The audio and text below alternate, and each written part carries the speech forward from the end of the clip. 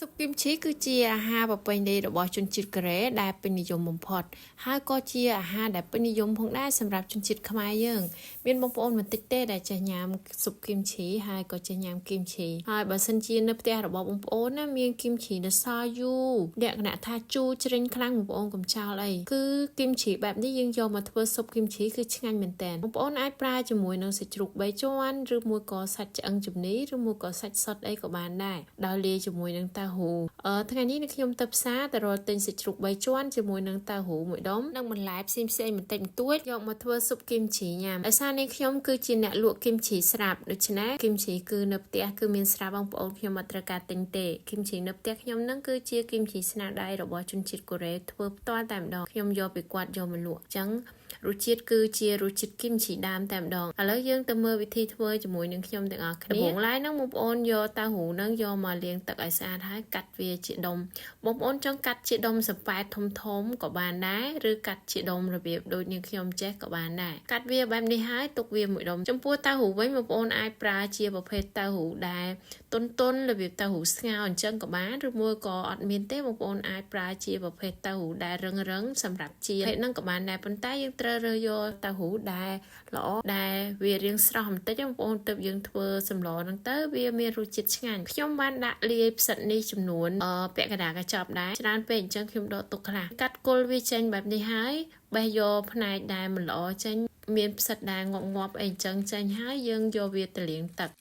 បងប្អូនជួយចុច Subscribe YouTube Channel របស់នាងខ្ញុំផងនិងជួយ Share វីដេអូនេះឲ្យបានដល់បងប្អូនផ្សេងទៀតបានមើលផងដែរស៊ុបគីមជីនេះបងប្អូនក៏ត្រូវការខ្ទឹមបារាំងដែរខ្ញុំបានរៀបចំខ្ទឹមបារាំងរួចរាល់ហើយប៉ុន្តែអត់បានដាក់ចូលអញ្ចឹងហើយខ្ញុំក៏អត់បានថតឲ្យបងប្អូនមើលទេហើយបន្ទាប់មកទៀតនេះខ្ញុំក៏មានផ្សិតម្ជុលចំនួន1ដុំដែរបងប្អូនកាត់រឹសវាចេញបែបនេះឲ្យស្អាតហើយយកវាទៅលាងទឹកចេញរួចចាំយកវាមកបេះជាបន្លែទុកដាក់ចូលក្នុងសម្លរបស់យើងបន្ទាប់មកទៀតហ្នឹងគឺត្រូវមានស្លឹកខ្ទឹមដែរបងប្អូនបើសិនជាមានដើមខ្ទឹមខ្យល់ដាក់ក៏រឹតតែល្អដែរតែយើងអត់មានអញ្ចឹងប្រើខ្ទឹមនេះក៏បានដែរហាន់វាបែបនេះហើយវាដាក់ក្នុងសម្ល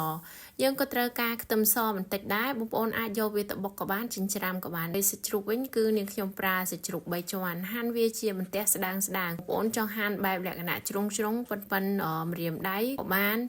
ហាន់បែបស្ដើងធំដូចនាងខ្ញុំហាន់នេះក៏បានដែរចំពោះសាច់ជ្រូកយើងហាន់ទម្រង់បែបម៉េចក៏បានដែរស្ងោរស៊ុបគីមជីនេះគឺអត់ប្រកាន់ទេបងប្អូនរួចហើយយើងក៏ទុកវាម្ដុំខ្ញុំប្រើគីមជីចំនួនកន្លះគីឡូគីមជីនេះគឺជូរមែនតើបងប្អូនគីមជីដែលយកមកធ្វើស៊ុបគីមជីត្រូវតែជូរទៅឆ្ងាញ់ដូច្នេះហើយបើសិនជាបងប្អូនមានគីមជីទុកយូរដែលវារាងជូរខ្លាំងអីអញ្ចឹងយើងយកវាមកធ្វើស៊ុបគីមជីហ្នឹងគឺត្រូវតែម្ដងរសជាតិវាឆ្ងាញ់ខ្លាំងណាស់ជូរហឹរឆ្ងាញ់យកតែមែនតើកាត់វាបែបនេះទៅគឺយើងអាចដាក់ចូលក្នុងស៊ុបបានងាយស្រួលខ្ញុំខ្ជិលប្រើជ្រុញបងប្អូនព្រោះថាខ្ជិលញ៉ៃច្រើនអញ្ចឹងប្រើកត្រៃបែបនេះដោយសារជាទម្លាប់ទៅហើយព្រោះពេលដែលញ៉ាំគីមជីពីច្រើនប្រើកត្រៃកាត់ច្រឹបអញ្ចឹងឯងឥឡូវនេះគឺយើងចាប់ដើមដាក់ឆ្នាំងខ្ទះមកហើយចាក់សាច់ជ្រូកនឹងចូលអត់ដាក់ខ្លាញ់ទេបងប្អូនចាក់សាច់ជ្រូកចូលដើម្បីរំលីងវាឲ្យរាងឈ្ងុយឲ្យសាច់ជ្រូកនឹងឆ្អិនមានក្លិនឈ្ងុយ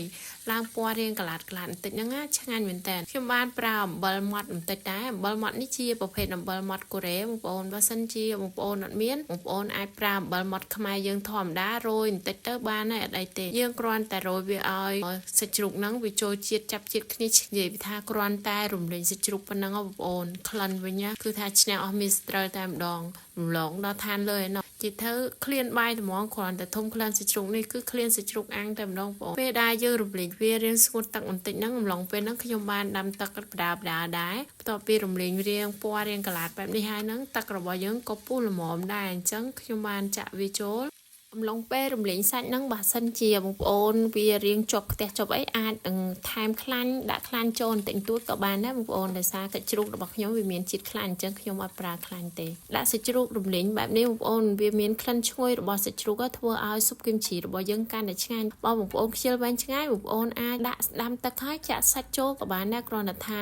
យើងរំលែងបែបនេះវាឆ្ងាញ់ជាងបន្ទាប់ពីដាក់សាច់ជ្រូកចូលហើយហ្នឹងខ្ញុំបានចាក់គីមជីចូលរួចបិទគម្របទុកវាឲ្យពុះសិនបងប្អូនរួចហើយចាំយើងដាក់គ្រឿងតាមក្រៅពេលដែលយើងបិទគម្របស៊ុបហ្នឹងបងប្អូនត្រូវប្រយ័ត្នដែរប្រយ័ត្នវាពុះហើយវាផុល ពេលនេះគីមជីពុះហើយអញ្ចឹងខ្ញុំបានដាក់ជាមួយនឹងខ្ទឹមសចូលបន្តិចនិងទឹកត្រីចូលបន្តិចដែរដាក់ម្សៅស៊ុបចូលប្រហែលជា1ស្លាបព្រាបាយហើយនឹងទឹកស៊ីអ៊ីវហ្នឹង2ស្លាបព្រាបាយបងប្អូនទឹកស៊ីអ៊ីវខ្ញុំប្រើទឹកស៊ីអ៊ីវកូរ៉េបងប្អូនអត់មានទេបងប្អូនអាចប្រើទឹកស៊ីអ៊ីវយើងធម្មតាក៏បានដែរមិនអីទេពិសេសគឺត្រូវតែយើងភ្លក់មើលរសជាតិឲ្យសមល្មមទៅតាមរសជាតិដែលបងប្អូនចង់ញ៉ាំបន្ទាប់មកទៀតហ្នឹងខ្ញុំបានដាក់តៅហ៊ូចូលបាននិយាយទៅស៊ុបគីមជីនេះគឺអត់ខុសពីស្ងោរស្ពៃជ្រក់របស់យើងបងប្អូនស្តៀងតែគ្នាគឺជូរប្រៃអីអញ្ចឹងដែរគ្រាន់តែថាគីមជីគឺវាមានគ្រឿងច្រើនជាងហើយយើងក៏ដាក់គ្រឿងផ្សេងៗចូលហ្នឹងវារៀងច្រើនជាងស្ងោរស្ពៃជ្រក់យើងធម្មតាហើយផ្សិតនេះខ្ញុំអត់ហាន់វាទេបងប្អូនខ្ញុំចូលចិត្តញ៉ាំបែបវែងៗគិតថាវាវែងពេកបងប្អូនអាចកាត់វាជា2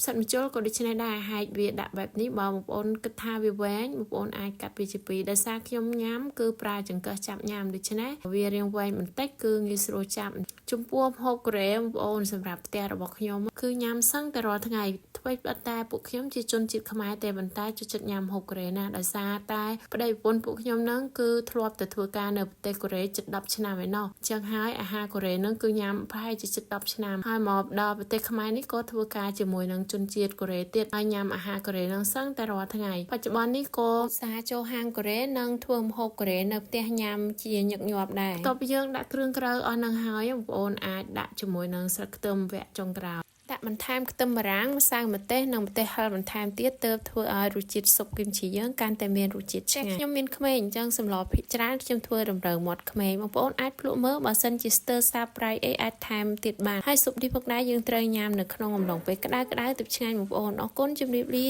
ជួបគ្នាវីដេអូក្រោយ